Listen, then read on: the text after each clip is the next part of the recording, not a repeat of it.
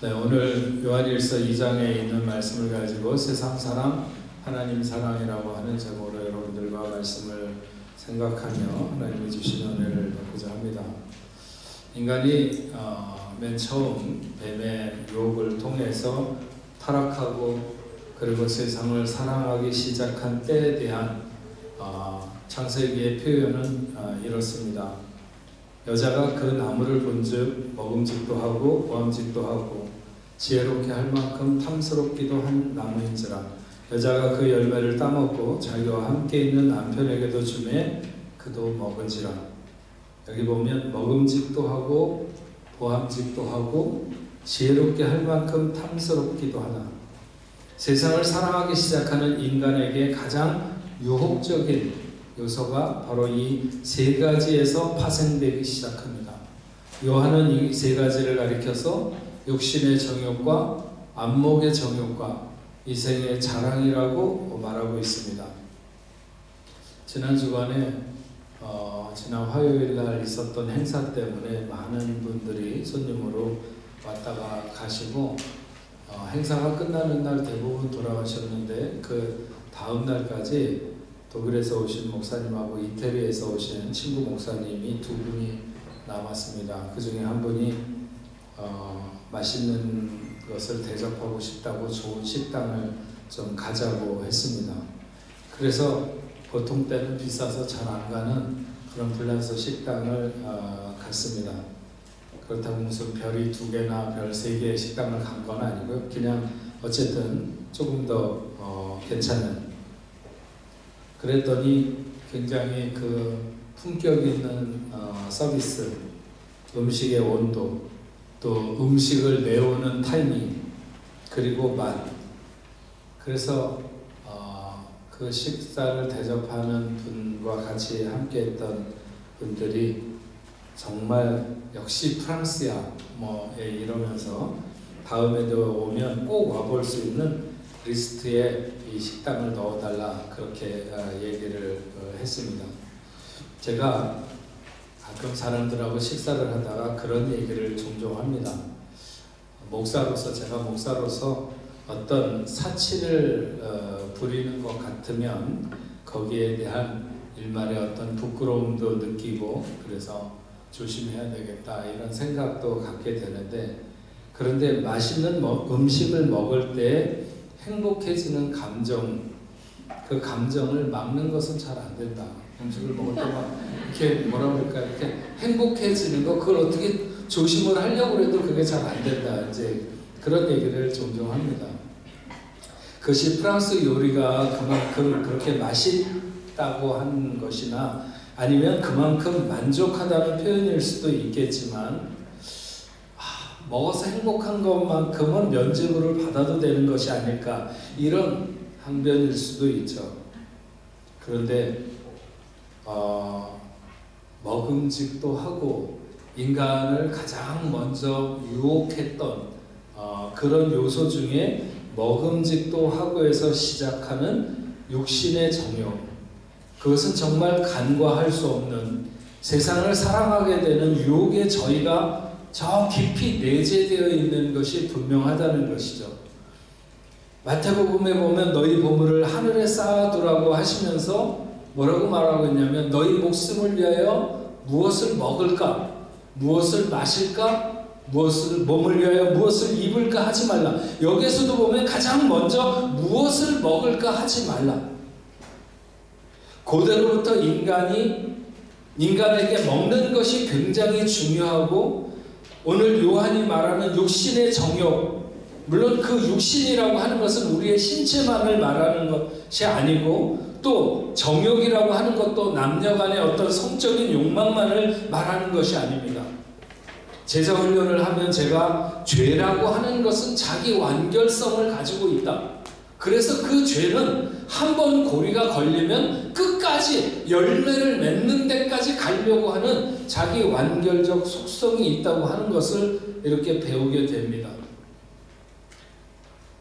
죄가 인간에게 기생하면서 하나님을 떠나도록 부추기는 죄의 욕망, 죄의 욕심, 물론 하나님이 우리에게 식욕도 주시고 성욕도 주셔서 그런 그 주신 어떤 의욕들, 그런 것들이 우리의 삶의 에너지화 되도록 되어 있습니다.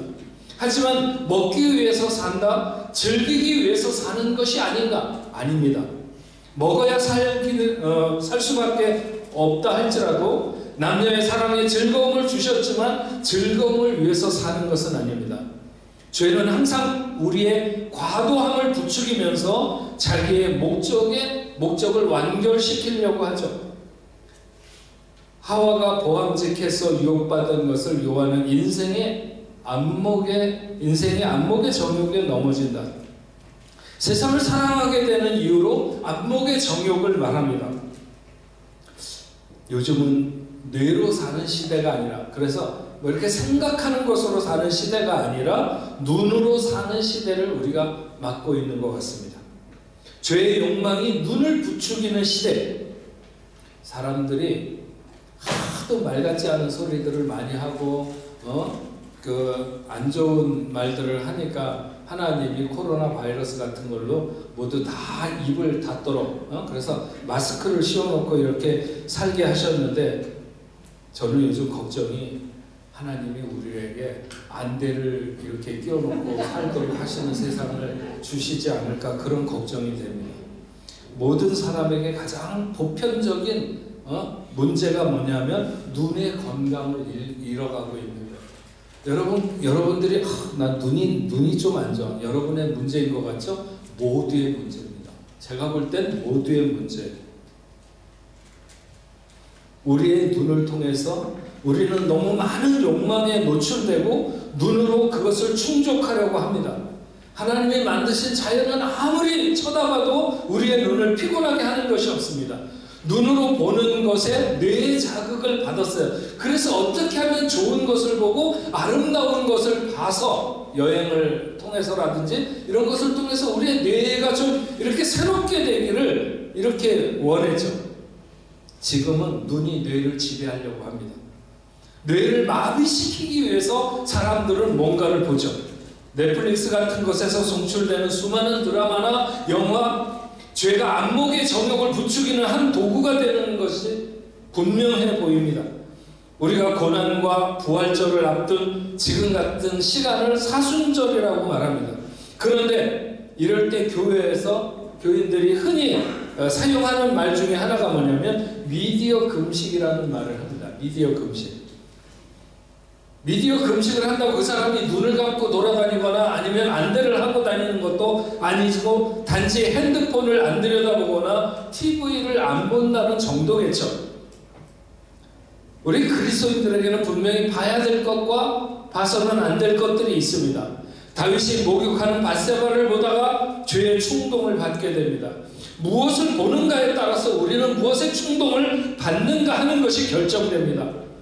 마귀가 예수님을 시험할 때, 그래서 공생애를 시작하는, 그래서 금식한 예수님을 시험하는 그 시험의 마지막 시험이 뭐냐? 예수님을 높은 곳으로 데려가서 천하만국과 그 영광을 보여주면 만일 내게 엎드려 경배하면 이 모든 것을 내게 주리라. 충분히 유혹이 될 만하다고 생각했기 때문에 마귀는 자기 시험의 마지막 히든 카드로 그것을 예수님에게 내민 것입니다. 천하만국과 그 영광을 보여주며 안목의 정욕을 충족시키는 것, 이건 굉장히 이기기 힘든 것이죠. 가끔 영화나 그런 데 보면 무슨 조폐공사라든지 아니면 이렇게 은행 같은 곳에서 돈을 산더미처럼 이렇게 지폐를 쌓아놓은 곳에서 일을 하는 사람들이 있잖아요. 그런 사람들에게 인터뷰를 하면서 물어보죠. 이렇게 옆에 돈이 많이 쌓여 있으면 유혹을 받지 않느냐, 아니면 당신 월급은 너무 쥐꼬리만한데 이 돈 이렇게 많이 쌓여 있는 것을 보면 무력감이 들지 않느냐, 이렇게 물어보면 대부분의 거기서 일하는 사람들은 그렇지 않다, 그냥 돌같이 본다, 그렇게 쌓여있는 수많은 돈들이나 이런 것들을, 그리고 전혀 자기의 월급이나 이런 것과 비교가 되지도 않고 어쨌든 그냥 그렇게 쌓여있는 많은 돈들을 그냥 돌같이 본다는 거죠. 그래야 되겠죠. 그래야지 거기서 하지. 그렇지 않으면 유혹받아가지고 일을 할 수 있겠습니까? 우리도 우리의 욕망을 부추기는 것들을 냉정하게 돌을 대하듯이 그렇게 하는 자세가 필요합니다. 왜냐하면 인생이 하나님을 떠나고 세상을 사랑하는 큰 이유가 여기 있기 때문이죠. 또 한 가지 세상을 사랑하게 되는 이유는 지혜롭게 할 만큼 탐스러움. 이것을 요한은 이생의 자랑이다 이렇게 말합니다. 사람들이 대체적으로 보면 어떤 일이든지 자기가 주체적으로 그 일을 하기를 원하거나 혹은 그 어떤 주도적인 주권을 가진 주인이 되기를 원하는데 자랑하는 일에서만 종처럼 되기를 원합니다. 이 세계 자랑이라고 하는 것은 어떤 세상적인 물질이나 명성에 대해서 자랑하는 것, 과대평가하거나 허풍을 떠는 것, 그 모두를 말하는 것인데 우리가 세상에 자랑할 만한 무언가를 가졌다거나 이루었다고 하는 것은 결국 따지고 보면 상대적인 것입니다. 내가 10억을 벌었다고 자랑하고 싶어도 1000억을 가진 사람에 비해서는 아무것도 아닌 것이죠. 그까짓 걸 가지고 자랑을 하냐 뭐 이렇게 될 수 있는 것. 그래서 더 큰 것을 가졌거나 더 나은 무언가를 이룬 자 앞에서 보면 아무것도 아니라는 거죠. 특히나 절대적이고 영원하신 하나님의 기준에서 보면 정말 보잘것없는 것입니다. 사람들은 하나님 앞에서, 그런데도 불구하고 사람들은 하나님 앞에서 마저 자랑하기에 충분한 것처럼 떠벌리려고 합니다. 그런데 이 이생의 자랑이라고 하는 것은 사실 사람들이 그렇게 싫어하면서도 모두에게 다 내재되어 있는 속성과도 같은 것이랍니다. 프랑스에 사는 사람들, 프랑스 사람들도 물론이고요, 아니면 프랑스에 사는 외국인이나 한국인들 대부분의 속성이 거의 비슷한데 누가 자랑을 하거나 잘난 체 하는 걸 못 봐줘요. 아니 그게 여러 가지 속성에서 그런 거 있잖아요. 제가 간혹 얘기하지만 미국에 가서 설교를 하잖아요. 설교를 하다가 열정적으로 설교를 하면 어떤 사람은 감동받아갖고 일어나서 박수를 칩니다. 설교를 듣는 중에. 네. 그리고 예배 끝나고 제가 이렇게 나갈 때 어떤 사람들은 막 그 사이에 돈을 이렇게 주머니에다 넣어주면서 너무 감사했다고, 오늘 은혜 받았다고. 똑같은 사람인데 프랑스에서 제가 설교하는데 일어나서 박수 치려고 하는 사람 한 번도 없었어요. 물론 어떤 사람이 그런 얘기를 한 번 하더라고요. 어느 교회 가서 하는데 박수 치고 싶었다고. 근데도 안 쳐. 치고 싶었으면 치면 되잖아요. 안 쳐요. 프랑스 사람들은, 프랑스에 사는 우리 한국 사람들도 대부분 뭔가 어디에 가서 뭔가를 듣거나 보거나 해서 좋으면 집에 가면서 괜찮네. 괜찮아. 그런 정도예요. 그런데 만약에 안 좋다, 누가 자랑을 한다, 잘난 척을 한다, 그러면 그냥 인상에 금방 나타나죠. 금방 나타나요. 이게 제가 볼 때 프랑스에 사는 사람들의 어떤 성향이에요. 그러면 정말 그렇게 자랑하는 거나 잘난 척하는 것을 혐오하는 그 사람, 자기는 자랑하지 않는가? 그렇지 않죠. 그 사람도 자랑합니다. 다만 자랑의 기법이 좀 교묘하거나 조금 세련된 그럴 뿐이에요. 제가 프랑스에 사는 사람들이 더 사악하다 그런 말을 하려고 하는 건 아닙니다. 이생의 자랑이라고 하는 것은 마치 어떤 사람이 이렇게 그 말을 하는 데 있어서 말버릇이라고 그럴까요? 말하는 버릇처럼 굉장히 자연스럽게 우리 가운데 자리하는 것을 말하는 것입니다. 그래서 교회에서 열정적으로 섬기는 사람이거나 아니면 과감하게 헌금을 하거나 성경적 지식이 풍부하거나 어떤 모습을 가졌든지 이생의 자랑이라고 하는 것은 그 사람의 틈새에 파고들 수 있는 그런 것이라는 거예요. 그 자랑은 드러나는 말에서나 아니면 나타나는 어떤 행동에서 시작되는 것이 아니라 보이지 않는, 드러나지 않는 마음에서 시작되는 것이랍니다. 뭐가? 이생의 자랑이라는 것이. 하나님이 소돔과 고모라를 멸망시키려고 할 때 롯의 가족을 탈출시키죠. 반강제적으로 소돔성에서 그들을 이끌어내어 가까이 있는 도피성으로 보내면서 뒤도 돌아보지 말고 달려가도록 했습니다. 근데 그렇게 달려가다가 롯의 처가 뒤를 돌아다보게 되고 그 자리에서 소금 기둥으로 변하게 됩니다. 그의 행동이 그렇게 하나님에 대해서 엄청난 반항을 하거나 죄악을 저지르려고 하는 노력의 산물이 아니었습니다. 그냥 반호기심으로 반무의식적으로 돌아보는 거예요. 단순한 행동이죠. 뒤를 돌아본다는 것이 그런 거잖아요. 여러분 뒤를 돌아보는데 결심하고 돌아봅니까? 그냥 자기도 모르는 사이에 뭔가 궁금하거나 이런 생각이 있어서 뒤를 돌아다보는 거 아니에요. 응? 무의식적으로 돌아본 단순한 행동이에요. 그래서 성경 암송할 때 무의식의 경계를 넘어서도록 성경 암송의 RPM을 높여라. 이번 주일에도 제자훈련하면서 그런 얘기를 했어요. RPM을 성경 암송의 RPM을 높여라. 왜? 무의식의 경계를 지나가야 된다. 그래야만이 그 말씀이 언젠가 무의식적으로 우리 안에 일어나게 된다는 거죠.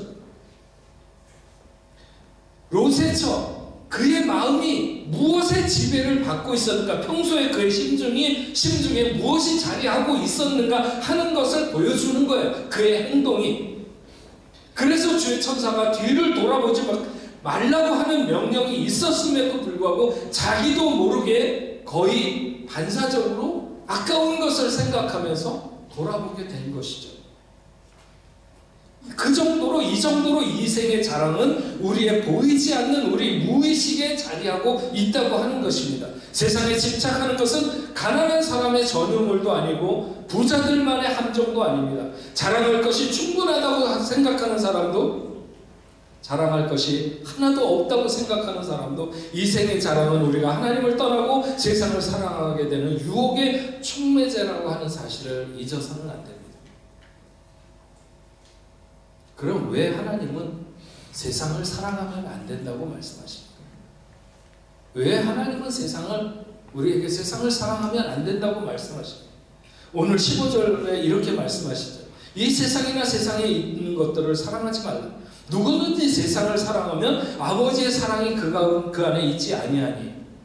그러니까 육신의 정욕과 안목의 정욕과 이생의 자랑, 이 세 가지는 하나님으로부터 비롯된 것이 아니라 타락한 마음에 기생하는 죄에 의해 하나님의 마음과 공존할 수 없는 것들이라고 하는 것입니다. 왜 세상을 사랑하면 안 되는가? 첫 번째로 하나님과 세상을 겸하여 사랑할 수 없기 때문에 세상을 사랑하면 안 된다는 거예요. 우리가 하나님을 사랑하려고 하기 때문에 세상을 사랑하면 안 된다는 거예요. 겸해서 사랑할 수 없다. 그것은 마치 내 아내와 이웃 여인을 동시에 사랑할 수 없고 남편과 직장 동료를 동시에 사랑해서는 안 되는 것과 같은 것이죠. 성경은 한 사람이 두 주인을 섬길 수 없다고 표현하고 있습니다. 육은 죄와 사망의 법이며 영은 생명과 영생의 법이며 어떻게 공존할 수 있겠는가? 빛과 어둠은 사귐이 안 된다는 거예요. 사귈 수 없다. 야고보서 4장 4절 5절 이렇게 말씀합니다. 가늠한 여인들아, 세상과 벗된 것이 하나님과 원수됨을 알지 못하느냐. 그런즉 누구든지 세상과 벗이 되고자 하는 자는 스스로 하나님과 원수되는 것입니다. 너희는 하나님이 우리 속에 거하게 하신 성령이 시기하기까지 사모한다 하신 말씀이 헛된 줄로 생각하느냐. 성령이 시기하기까지 사모한다. 즉 하나님은 질투하는 하나님이라. 우리의 사랑이 다른 곳으로 향하는 것에 대해서 질투하는 하나님이시라는 거예요. 하나님의 사랑은 우리의 전부를 원하는 거지, 우리의 마음의 전부를 원하는 거지, 우리의 정성의 전부를 원하는 거지 일부를 원하는 게 아니에요. 신명기 6장 5절 말씀처럼 너는 마음을 다하고, 그냥 적당히 하고가 아니라 다하고, 성품을 다하고 힘을 다하여서 내 하나님 여호와를 사랑하라고 말씀하고 있습니다. 다 해야 되는 거죠. 모든 것을 다 해야 돼요. 돈이 있다고 돈만 던져놓는 것이 아니라, 시간이 있다고 시간만 내주는 것이 아니라, 세상을 사랑할 틈이 없을 만큼, 세상을 사랑할 여력이 없을 만큼, 세상에 줄 마음이 없을 만큼 하나님을 사랑하기 위해서 하나님을 사랑하기에 우리는 세상을 사랑할 수는 없는 것이다. 겸하여 사랑할 수 있다고 믿거나 겸하여 사랑해도 된다고 하는 것은 거짓의 충동입니다. 바니타스라고 하는 라틴어가 있죠. 공허라고 하는 말입니다. 허무하다고 하는 것을 나타내는 말로, 전도서에서 헛되고 헛되니 모든 것이 헛되도다 할 때 그 헛되다는 것이 바니타스라고 하는 말이에요. 중세 흑사병이 돌아서 수많은 사람들이 죽고 난 이후에 세상에 대한 집착이 헛된 것인 줄 알아야 한다고 하는 그런 의미가 예술가들의 그 그림에 반영된 그림을 가리켜서 바니타스라고 합니다. 거기에는 주로 해골들이 많이 나오죠. 네. 왜? 한때는 그래도 그렇게 잘생기고 그렇게 머리에 든 것이 많은 그런 사람이었는데 뭐가 남았느냐? 뭐가 남았느냐? 그때 어느 때인가는 그렇게 왕복이나 아니면 교황이 입는 그런 옷을 입고 있었는데, 근데 얼마 지나지 않았을 때 모두 다 뼈만 남아있는, 그래서 해골과 뼈 같은 거, 이런 것들이 주로 거기에 바니타스에 많이 나오죠. 한때는 엄청난 지식도 있고 엄청난 지위도 가졌었고 엄청난 재물도 있었는데 그 모든 것이 다 헛되다는 것이죠. 한번 하나님께서 주신 생을 그런 곳에 쏟으며 살지 말아라. 참된 것을 사랑하면서 살아야 된다고 하는 것을 나타내는 것입니다. 옛날만이 아니라 오늘날에 데미안 허스트가 해골에다가 다이아몬드를 많이 박아가지고 신의 사랑을 위하여 이렇게, 이 사람은 뭔가를 비틀어서 사람들에게 어필하는 것도 바니타스의 의미를 뒤집어 엎으려고 하는 그런 시도인지 모르겠지만, 그렇다고 해서 세상을 사랑하는 세상을 사랑하는 정당성이 확보되는 것은 아니라는 거예요. 세상을 사랑하면 하나님을 사랑할 수 없습니다. 이건 선택의 문제예요. 두 번째로 왜 세상을 사랑하면 안 되는가? 그것은 아버지로부터 온 것이 아니라 세상으로부터 온 것이라는, 육신의 정욕, 안목의 정욕, 이생의 자랑, 이것은 사탄이 우리를 넘어뜨리기 위해서 죄의 못자리로 만들어 놓은 것과 같은 것이에요. 그러니까 죄가 여기에 기생하면서 인생을 파괴하기 시작하는 거죠. 사람마다 다 성향이 달라서 어떤 이는 육신의 정욕에 약하고 어떤 이는 육신의 정욕은 비교적 이길 수 있으나 안목의 정욕에 약하고 어떤 이는 육신의 정욕과 안목의 정욕은 모두 넘어서는데 이생의 자랑에 무너질 수도 있습니다. 세상은 사랑해야 될 대상이 아니라 극복의 대상인 것입니다. 반대로 하나님을 극복의 대상으로 여기는 사람들이 있어요. 하지만 하나님이야말로 우리가 온 힘을 다해서 사랑해야 될 대상입니다. 세상을 극복의 대상으로 삼아도 우리의 삶에는 어려움이 있고 하나님을 사랑의 대상으로 삼아도 우리에게는 어려움이 있습니다. 하지만 이런 싸움이야말로 우리를 성장하게 하고 변화하게 되는 그런 어려움인 줄로 압니다. 마치 근육을 단련시키기 위한 훈련같이 우리가 세상을 이기고 하나님을 사랑하기 위해서 성장의 어려움을 마다하지 않는 저와 여러분들이 되어야 될 줄로 압니다. 육신의 정욕, 안목의 정욕, 이생의 자랑이 세상으로부터 온 것이라는 것은 그 중에 무엇 하나도 하나님의 열매를 맺게 해주지 못하기 때문입니다.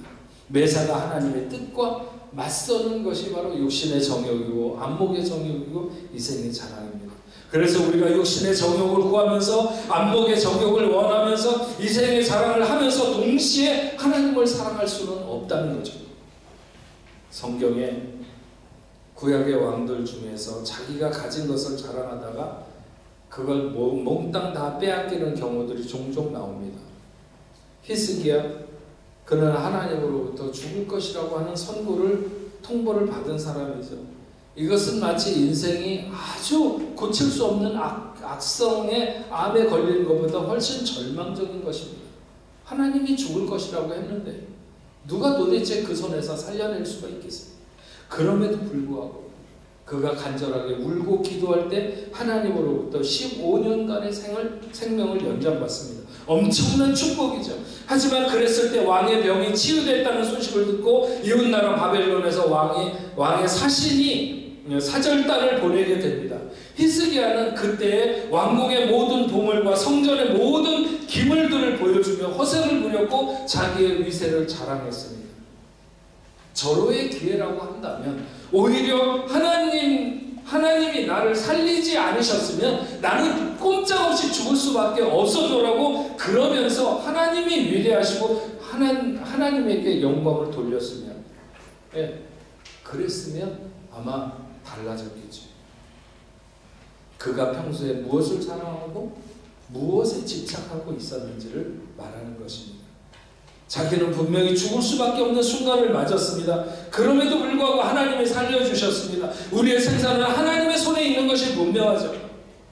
그렇게 만약 사절단에게 그러한 사실을 말했다면 결과는 달라졌을 것입니다. 하지만 히스기야는 자기가 보여주었던 그 모든 것을 결국은 바벨론이 몽땅 다 가져가 버리는, 자기가 자랑했던 그 모든 것들을 다 가져가 버리게 되는 그런 결과를 얻게 됩니다. 이런 것이 바로 세상을 사랑한 결과라고 하는 것입니다. 우리가 세상을 사랑해서는 안 되는 세 번째 이유는 그것은 결국 지나간다는 거예요. 오늘 17절 말씀에 보면 이 세상도 그 정욕도 지나가되 오직 하나님의 뜻을 행하는 자는 영원히 거하느니라. 뭐가 안 지나가고 영원하겠어요? 천년간은 교회가 없다는 말이 있어요. 교회도 지나간다는 거예요. 그렇게 왕성하게 일어나고 복음의 그 역사가 정말 들불처럼 번져나갔던 소아시아의 7교회, 지금 그 교회 가보면 그냥 흔적만 남아있을 뿐입니다. 있던 터만 남아있는 거죠. 우리 뽕네프 교회도 언제까지 이 땅에 존재할지 알 수 없습니다. 야고보서 4장 14절에 우리의 생명은 잠깐 보이다가 없어지는 안개와 같다고 말했고, 베드로전서 1장 27절에 모든 육체는 불과 같고 그 모든 영광은 불의 꽃과 같다고 했습니다. 다 지나간다는 거죠. 세상도 지나가고 그 정욕도 지나갑니다. 다만 하나님의 뜻을 행하는 자는 영원히 거하느니라. 하나님의 뜻을 행하는 자는 어떤 자인가? 하나님을 사랑하는 자죠. 하나님의 뜻은 하나님을 사랑하는 자에게 의해서 그 뜻이 이루어지게 돼 있어요. 유다서 21절 말씀에 보면 하나님의 사랑 안에서 자기를 지키며 하는 말씀이 있어요.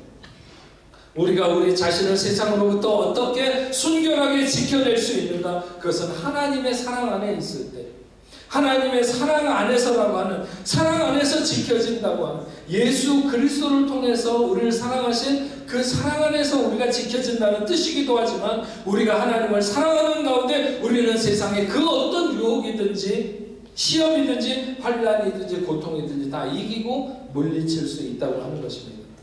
그러니까 하나님을 사랑하는 만큼 우리는 세상으로부터 강할 수 있습니다. 하나님을 사랑하면 비상한 용기가 생기고, 하나님을 사랑하면 비상한 인내도 생깁니다. 역사의 수많은 순교자들이 다 그렇게 순교했고 위대한 하나님의 역사를 이룬 사람들도 다 그렇게 했습니다. 지난주에 일부 예배에서 말씀드렸던 선교사님이 말씀하셨던 그 말씀을 우리가 들었지만, 지금 전쟁을 하고 있는 우크라이나라고 하는 말은 모스크바의 변방을 가리키는 겁니다. 그 변방을 얘기하는 말이 우크라이나인데, 그 변방에서 태어난 유대계 청년이 우리에게 복음을 전해주게 된 복음의 전령이 되는 것이죠. 순전히 하나님에 대한 사랑 때문입니다.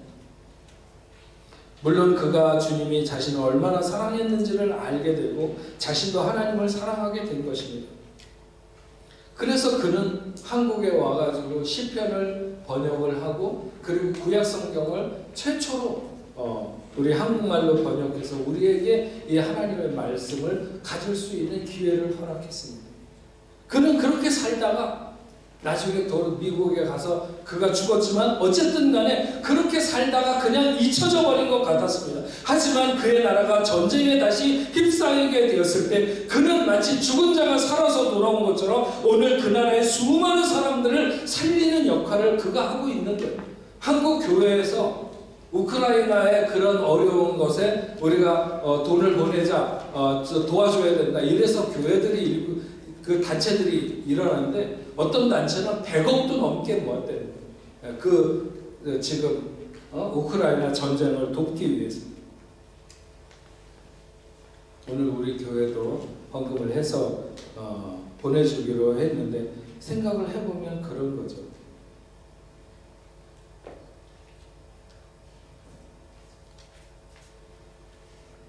우리나라 초기 기독교 복음을 위해서 사역했던 이 알렉산더 알베오 피터스라고 하는 이 우크라이나에서 태어난 유대계 청년, 그의 공로를 기억하고 우리가 오늘 본문에서 말씀하고 있는 것처럼 세상도 지나가고 정욕도 지나가지만 하나님의 뜻을 행하는 자는 영원히 영원하다고 하는 것을 그 청년이 증명하고 있는 것이 아닙니다. 아브라함에게 너의 후손이 하늘의 별과 같고 바다의 모래알 같을 것이라고 했습니다. 그의 생애의 그 모든 것을 그가 눈으로 보고 눈을 감은 것은 아닙니다. 하지만 수천 년이 지난 지금의 우리는 너무나도 잘 알고 있습니다. 하나님의 역사가 어떻게 전개되고 있습니다.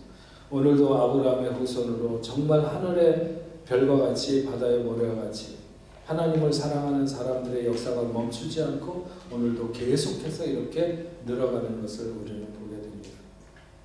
세상을 사랑한다는 것, 그것은 잠깐 세상 앞에 드러남이 있고 꼭 개인에게 만족을 줄 수 있을지는 몰라도 세상을 사랑하는 것, 그것은 결국 하나님을 겸하여 사랑할 수 없는 것이며 그것은 세상에서 온 것이고 또한 세상을 사랑하는 것은 결국은 시가 지나놓고 보면 아무것도 남지 않는 다 지나가는 것이라고 하는 사실을 오늘 우리가 말씀을 통해서 알게 됩니다. 오직 하나님의 뜻을 행하는 자만이 영원하다는 것을 알고 여러분 오늘도 우리가 부지런히 하나님을 사랑하는데 우리의 삶을 쏟아야 될 줄로 믿습니다. 남는 것은 그것만 남게 될 것입니다. 다 지나가게 될 것입니다. 어떤 몸부림도 어떤 욕망을 위한 노력도 다 지나가겠지만 하나님을 사랑하는 것만 남게 될 것입니다. 그것이 우리를 이 세상으로부터 순결하게 지키는 것이며 영원한 삶을 준비하는 그런 삶이 될 줄로 믿습니다. 오늘 말씀 기억하면서 우리 세상 흔들리며 사람들은 변화해도 나는 주를 섬기고 우리같이 찬양하면서 다짐하면 좋겠습니다. 주님의 사랑은 영원히 변하지 않네. 나는 주를 신뢰해. 오직 믿음으로 내가 살리라. 오직 믿음으로 내가 살리라. 우리 찬양하면서 같이 결단하겠습니다.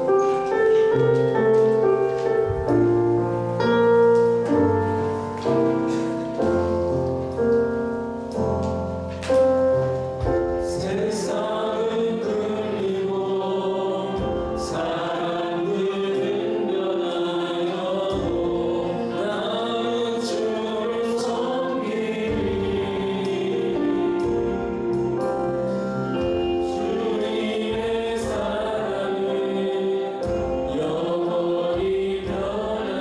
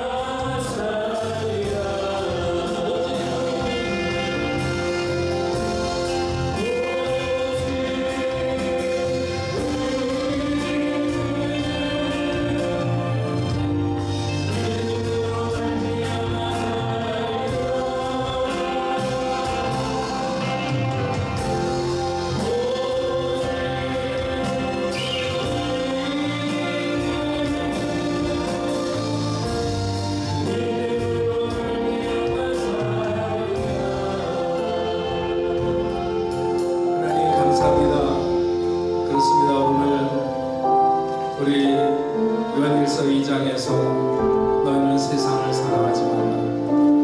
왜냐하면 우리가 세상을 사랑하면 하나님을 경하여 사랑할 수 없기 때문입니다.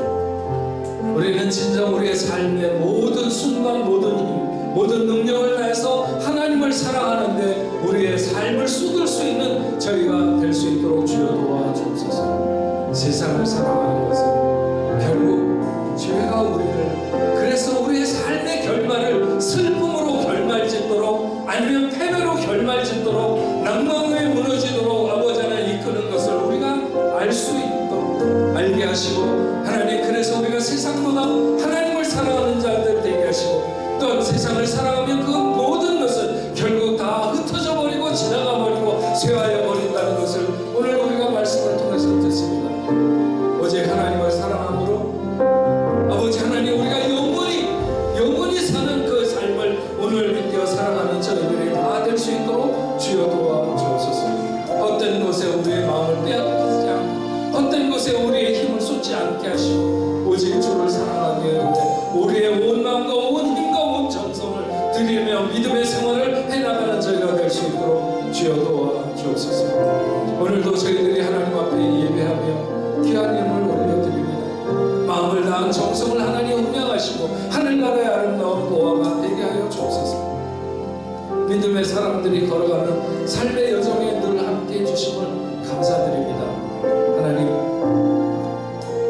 하나님의 백성들이 하나님 앞에 구별하여 드린 11조 감사예물, 선교헌금, 주일헌금, 특별히 저 우크라이나의 그 고통받는 많은 사람들을 위하여 우리가 아버지 하나님 우리의 것을 나누고자 하나님 앞에 드려지는 이 예물들이 정말 아버지 하나님 먹을 것이 없어서 헐벗고 죽어가는 아버지 하나님 그들 한 명이라도 살리는 아버지 하나님 일에 귀하게 쓰임받을 수 있도록 주여 도와주시옵소서. 하나님 믿음의 사람들이 경영하는 사업과 가정과 직장생활을 하는 모든 일들 하고 저들의 꿈 위에 하나님이 역사해 주시고 저들의 꿈이 하나님의 비전과 맞는 아버지의 역사가 있도록 주여 도와주셔서 하나님의 나라 하나님의 뜻을 이룰 수 있는 귀한 삶이 되도록 주님 인도하여 주옵소서. 하나님 저희의 삶의 현장에도 동행하여 주셔서 우리가 아버지 하나님 성실하고 부지런히 살겠지만 그럼에도 불구하고 하나님이 은혜 주시고 복 주심으로 말미암아 넘치는 삶이 될 수 있는 줄로 믿습니다. 진실하게 하시고 또한 순결하게 주여 도와주옵소서. 세상 사람들보다 정직하게 하시고 남을 섬기는데 앞장서는 삶이 되도록 주여 인도하여 주옵소서. 하나님 아버지 전쟁 가운데 있는 사랑하는 영혼들 불쌍히 여기시고 아버지 하나님 저들을 사랑하여 주시옵시고 그 어떤 누구도 아버지 하나님 이 모든 혼란에서 건질 수 없습니다. 당신이 개입하시고 역사하여 주셔서 속히 종식될 수 있도록 주님 도와주시고 코로나19도 역시 마찬가지로 아버지 하나님의 이런 것이 깨끗하게 끝나서 아버지 하나님 마음껏 우리의 일상 속에 하나님을 찬양하고 영광 돌릴 수 있도록 인도하여 주시옵소서. 코로나로 인하여 고통받거나 아픔 가운데 있는 사랑하는 하나님의 자녀들 하나님 그들을 온전히 깨끗하게 하여 주옵소서. 하나님 우리 교회와 더불어 협력하는 선교지마다 하나님 함께해 주시고 아버지 하나님 하나님의 나라를 전하기 위해서 애쓰는 그들에게 하나님의 놀라운 은혜와 역사가 넘칠 수 있도록 주님 도와주옵소서. 하나님 아버지 오늘 저희 교회에 새로 아버지 하나님 출석해서 이렇게 새가족 환영만을 끝내고 우리 교회 식구들이 된 김주영, 전도의 김유경, 이국현, 김종철, 임영호, 양정현, 이꽃진, 임수민, 김태현, 김호영, 임현수 아버지 하나님 사랑하는 귀한 자녀들 아버지 하나님 우리 교회와 더불어 함께 저들의 신앙이 온전하게 성장하고 하나님 앞에 큰 영광 돌릴 수 있는 존귀한 삶이 될 수 있도록 주여 인도하여 주옵소서. 우리 교회에서 함께 신앙생활하다가 한국에 돌아간 아버지 하나님 정인보 집사님에게도 하나님 함께 해주시고 사랑하는 아들을 붙들어 주시며 그의 앞길 그의 가정 아버지 하나님 마음대로 복되게 하여 주시고 축복하여 주옵소서. 질병으로 인하여 고통받는 하나님의 자녀들이 있습니까? 하나님 그들 모두를 어루만져 주시옵시고 예수의 피 묻은 손으로 아버지 하나님 저들을 붙들어 세워주셔서 깨끗이 낫게 하시고 건강해서 뛰며 기뻐하며 하나님 앞에 영광 돌리게 하여 주옵소서. 이제는 우리 주 예수 그리스도의 은혜와 하나님 아버지의 크신 사랑과 성령님의 감화 감동으로 교통하심이 오늘 하나님 앞에 나와 예배한 당신의 사랑하는 자녀들과 저의 가정과 직장과 두군 고국에 세계 만방에 흩어져 복음을 전하는 모든 선교사들과 그 사역지 위에 이제로부터 영원토록 함께 있을지어다. 아멘.